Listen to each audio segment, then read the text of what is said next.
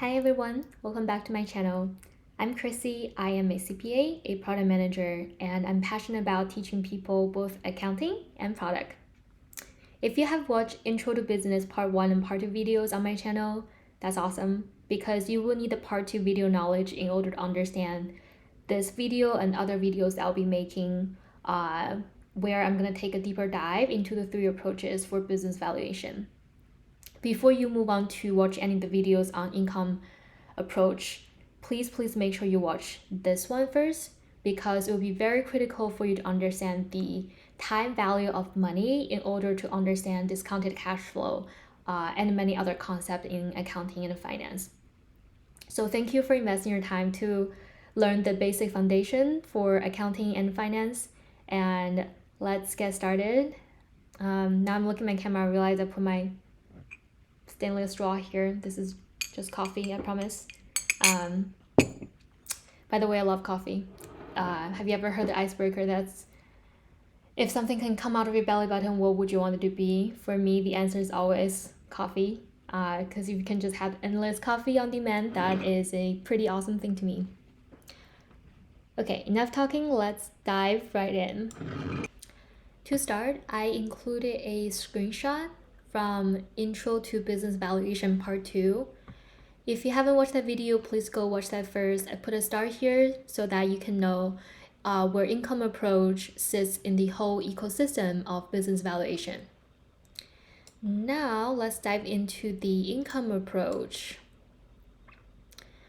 As a refresher, we talked about this in Part 2 video. When you think of a business from the income approach perspective, you're thinking you're buying a stream of prospective economic income that you think can happen. It's basically saying if the business is generating X amount of cash in Y amount of year, then I'm willing to pay Z amount of cash today to acquire it. What I want to call out is the X amount of cash in Y amount of years is really just in a personal opinion. These projections don't predict the future. They don't guarantee the future. It really is just the best guesstimate based on all the information available to us that we have scrutinized, analyzed, and did our best to calculate. Looking at this definition, you might be wondering, what is economic income? Great question. Economic income represents the total value or wealth generated by an entity over a specific period of time, including both monetary and non-monetary gains. The entity can be either a business entity or an individual. You might be wondering why I'm showing you a Netflix poster on my screen. Well, because I want to illustrate the point that we think in income approach mindset all the time. Ali Wong is a stand-up comedian, and she did a special stand-up comedy for Netflix that's called Baby Cobra. You can watch it. I love it. It's hilarious. So she was talking about what she was thinking when she was just meeting her later husband for the first time ever at a big wedding. She learned that this man was Harvard educated, graduated from Harvard Business School, super charming, and then they got married, and in her inner dialogue to her father-in-law, she was thinking, don't you understand that I trapped your son for his earning potential? So again, this is income approach thinking, but just think about a person. But like I said, all these projections, the earning potential that we're thinking, whether it's for business or for a person, it really just an opinion. Anything can go wrong. It may not be valid.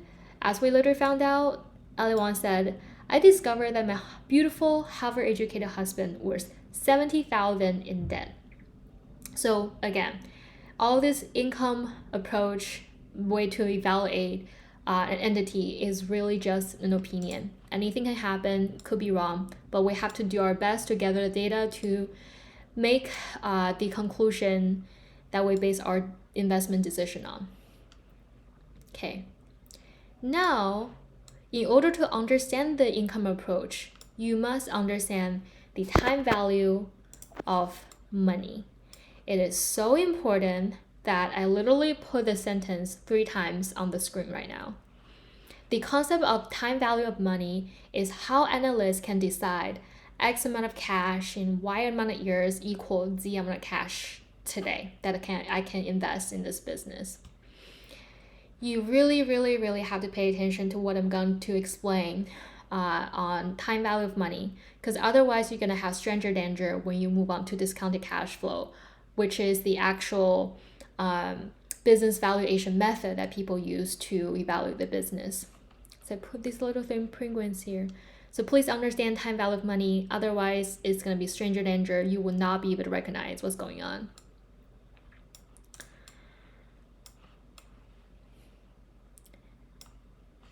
The time value of money is the concept that a sum of money is worth more than the same sum will be at a future date due to its earning potential in the interim.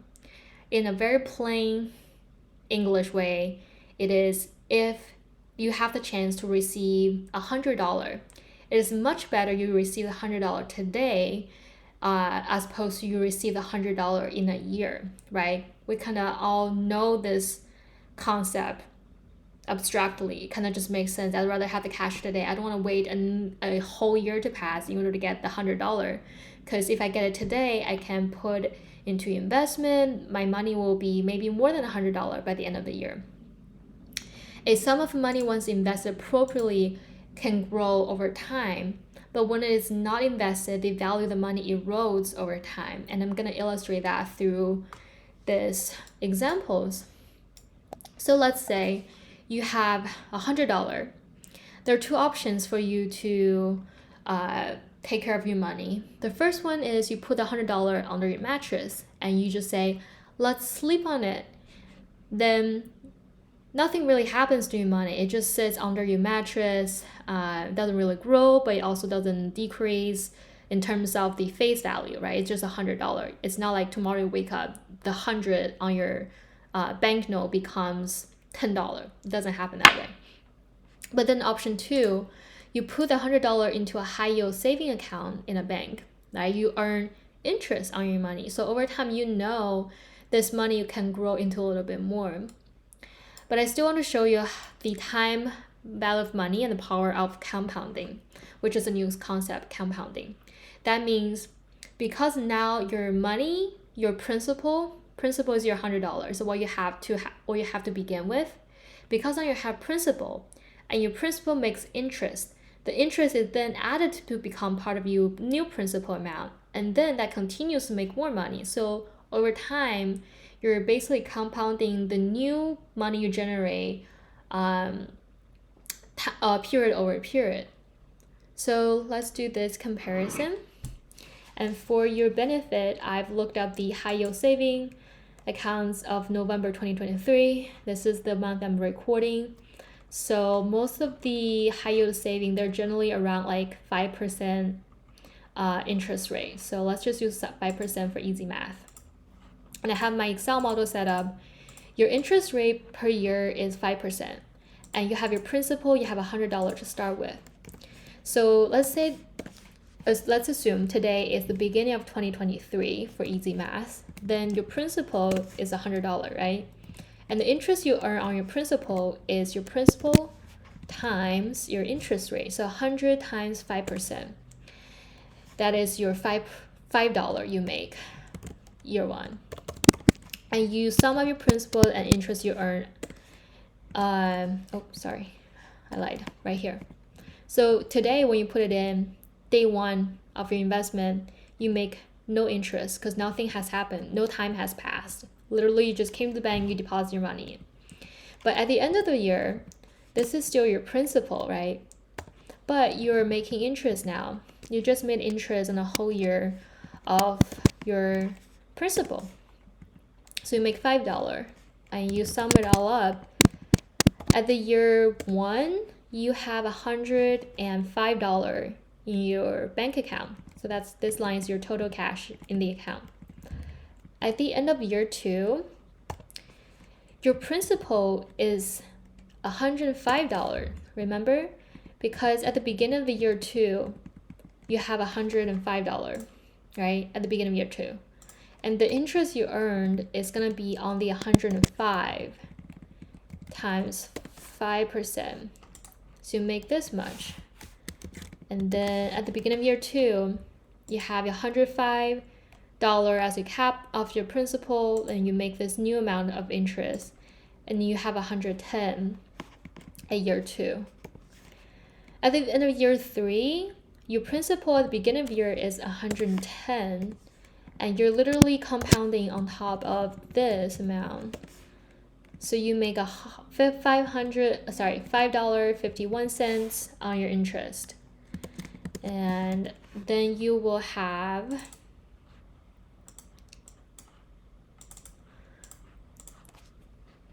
$115.76 in your bank account at the end of year 3. That's because you keep compounding. You do not just simply have $100 principal unchanged. Every year your principal is going up because of the interest you earned from the prior year. So now at the end of the year, let's say how much interest you've earned. This is the interest you've earned, right, in 3 years. And if you just put $110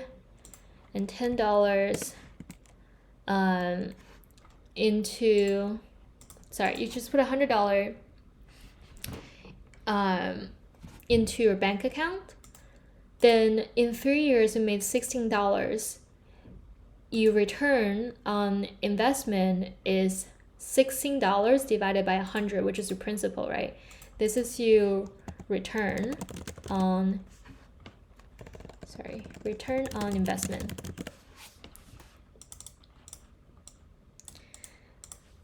So now if we take all this math and we put it back here,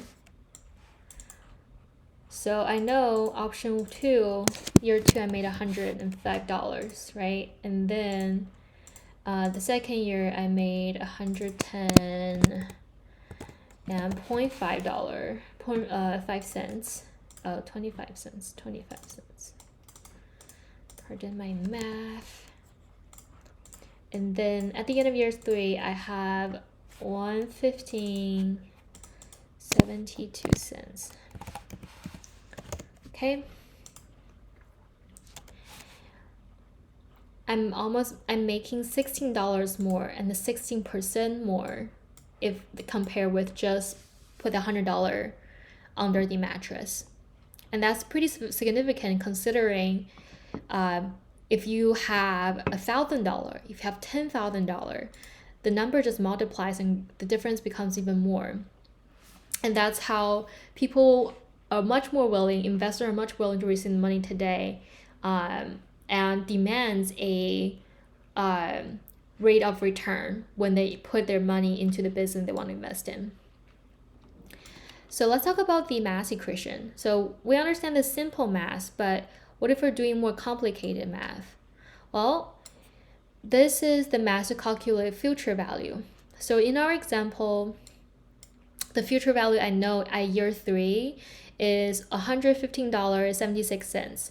And I get to that when I invest 3 years, my principal is $100, and the annual rate of return, the interest rate is 5% per year. So let's test out this equation and see if this math equation really works. So let's use year 2 as an example. So PV is the present value of money, which I have is $100, right? I have $100 today. And then you have 1 plus I represents interest rate, so 5%. N represents the number of compounding periods per year. We're only compounding per year. So 1 year divided by year is still a 1. And then represents number of compounding periods per year. Again, N is 1 in our case. T is number of years. We are using year 2, so we'll times 2. And here's how I did the math. It is the same amount, 110.25 cents. 110.25 cents. Okay? So now that you know, you can trust this math.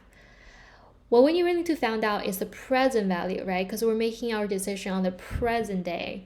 whether I want to invest in this business or not. How do I get to the present value? If we just manipulate this equation, we'll get to the present value equation, which is right here.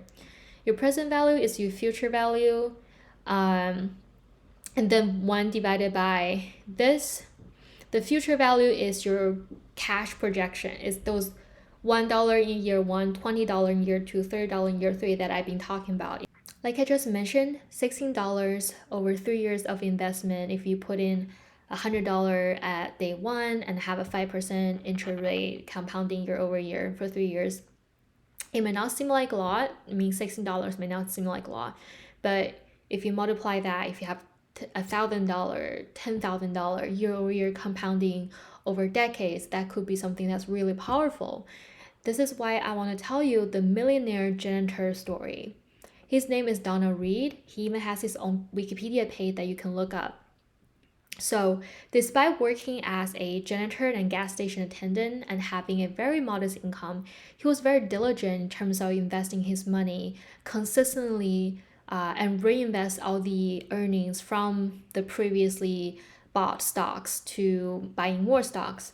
So he was investing well-performing stocks and then got dividends from those stocks, and he reinvested dividends, and he did it for decades.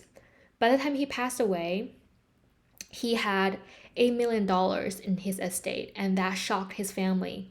I think this is a true testimony of how compounding interest, which is the core principle of time value of money, works as a miracle in our real life.